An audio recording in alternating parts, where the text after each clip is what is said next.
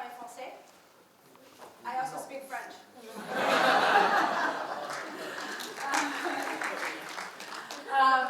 But I also speak some Malay, so I'd like to say, I'm glad to be here, lah.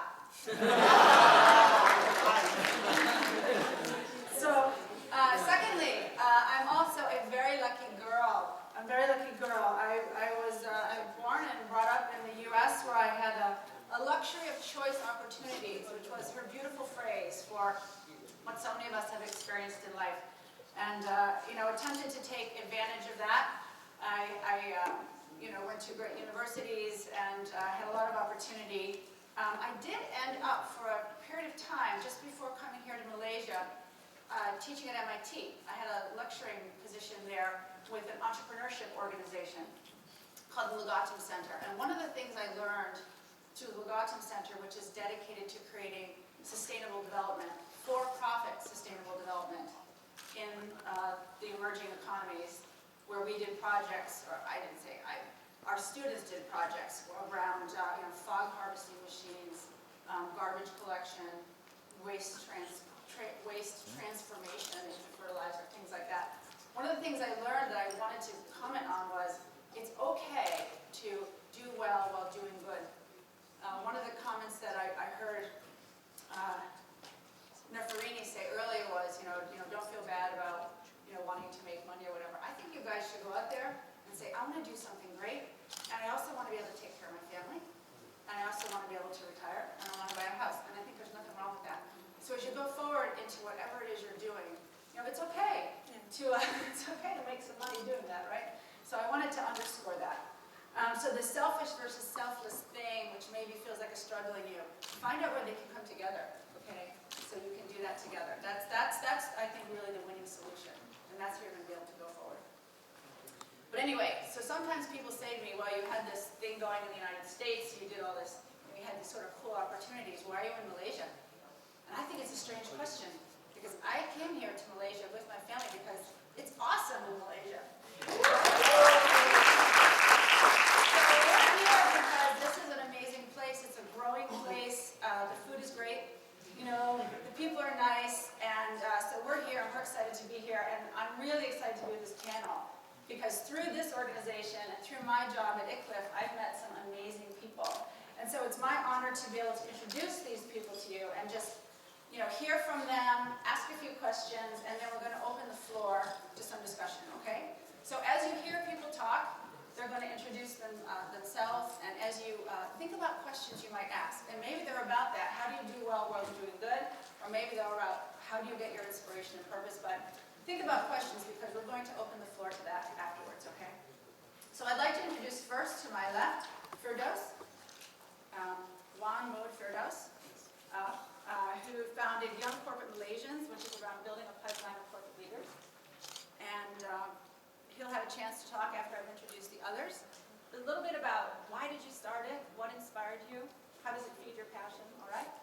But before that, I'd like to introduce, I want to be sure I pronounce these names correctly, Hartini Zainudin of Yayasan Chow Kit, which is dedicated to serving the needs of underprivileged kids. Marginalized underprivileged kids, yes. Okay, marginalized and underprivileged kids. So we'd like to hear more about that. Very, very good.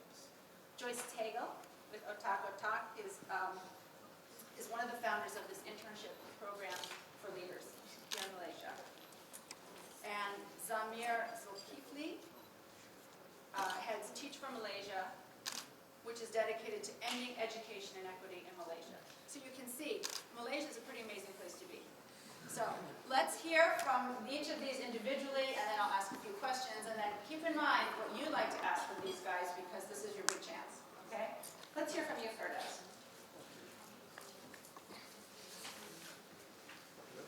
Is it working? You know what?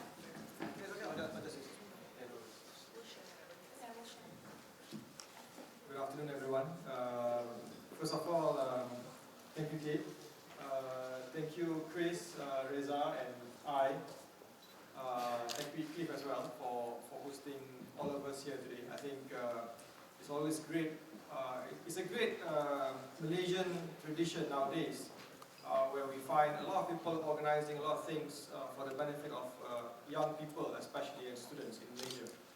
I remember when I started to do all this, when I was a first year student in Nottingham, that was, I think, 2002. There wasn't really such culture in Malaysia. As a matter of fact, I remembered when we created the first careers fair back then in UIA for law students from the UK and from all over Malaysia. It was a new thing, and I think after a while, a lot of people realized that these kind of things are very good, and it's good for us to network, it's good for us to learn from each other. So again, congratulations to Chris and Reza for bringing this whole thing together. Young Corporate Malaysians, basically Young Corporate Malaysians is a business club for young professionals. When you guys start working, I think all of you are still students, right? So hopefully when you guys start working, you'll be part of Young Corporate Malaysians. What we do is, we do CEO series every month, where we host CEOs from various companies in Malaysia. The idea started, it's not really an original idea. Myself, Chris, and most of our friends, we came from an organization in the UK for Malaysian students called UKEC. UKEC is, I think for all of you from universities in Malaysia, you will know it as Majlis Perwakilan Pelajar, MPP. So in the UK, we call it UKEC, United Kingdom and Higher Council for Malaysian Students. So I used to be a president, Chris used to be a committee, now in my committee. UKEC started in 1996, but UKEC had a tradition whereby they used to organize a lot of events when they were in the UK as a student, way back in 1996.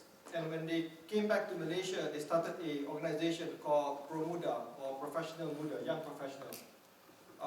It just so happened that when myself and my batch came back to Malaysia in 2007 to start working, Promuda kind of like died down. So we created Young Corporate Malaysians. So it's the same concept for young professionals. And it's very important. You may not realize it now because you are still students. It's very important when you start working that you get to know as many people as possible within the industry or from outside the industry. And as Kate mentioned just now, it's not wrong for you to think about making money and making sure that you will be financially secure. Yes. And to be able to drive Mini Cooper Sport or a BMW 5 Series. Nothing wrong with that. As a matter of fact, I've always believed that it is only when you are financially independent that you are able to do all these things, that you are able to save the world, to paraphrase, saving the world concept. When we were students, we were all talking about saving the world all the time, but as a young professional, it's very, very important for you to have a platform to get to know each other and to learn and mix with CEOs. So that's why we created Young Corporate Malaysians. So I think that's a quick introduction. Thank you very much. Thank you. Thank you very much. Tini, let's hear from you. Thank you, Kate, and thank you, Chris and E-Iclif and everybody else for inviting me here this evening. I don't plan to come home to Malaysia. That's the bottom truth. I had lived in America for 20 years and studied and worked there and came home for a year's break and was planning to go work for UNHCR saving Palestinian children, and I had this whole vision of how I was going to run in slow motion with the background music playing as I dodged bullets, in and out, and that was the plan. And as far as I was concerned, there were no poor, marginalized children in Malaysia, and that was the reason why I never came home.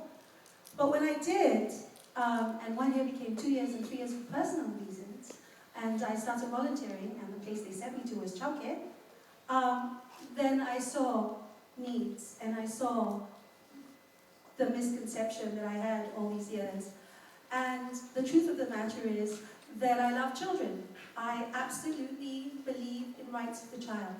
I absolutely believe that all children have a right to education, all children have a right to play, all children have a right to eat, all children have a right to just be like everybody else. I'm not asking for more, I'm just asking that they all be treated equally, and we don't do that.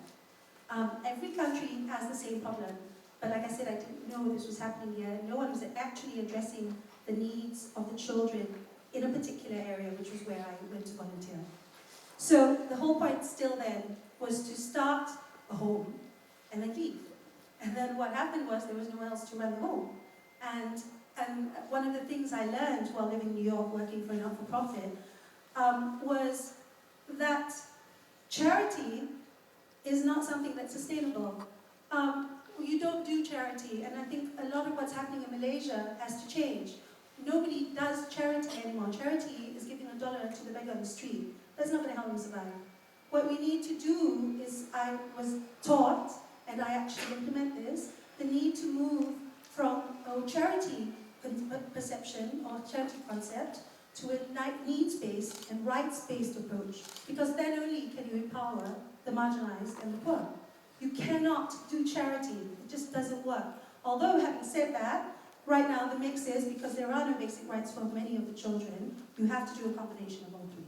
So we do things in Chow Kit, like feed the children, give them basic needs, fight for their rights, get them papers, things that the rest of all take for granted, the rest of you take for granted, many children don't. And they're in the thousands. So that was the reason why I started Yayasan Chow Kit, and I stayed, and I stayed, and I stayed. And then I started adopting the children, because for me, it's very important that I pass on whatever I learned to everybody else, and that I'm hoping, being here today, that I help advocate that these rights be continued or are sustainable, and that I hope that you all will be the future advocates for every child in Malaysia. That's why I'm here. And I think it's also very important to know that I think more has been done, but there's a lot more that we can do in terms of programs, in terms of looking at how we can merge issues together. The two most important resources we have in any country is the environment and children, and we do very little, very little. So we need to look at ways in which we can work together. The issues of marginalized children, it's not just poor children, yeah? Poor children have more rights than marginalized poor children. I'm talking about marginalized kids, refugees, stateless kids, kids who have been abandoned, kids who've been pushed aside. These are the kids I'm talking about, because they have no equal playing field at all. And if you do not have poor equal level playing field, you're going to be taking care of these children for the rest of your life. So we need to work together. So that's basically what we do. Thank you. Joyce. Hi, so my name is Joyce Tagal, and I am one of the founders of an internship program called the Otak-Otak program.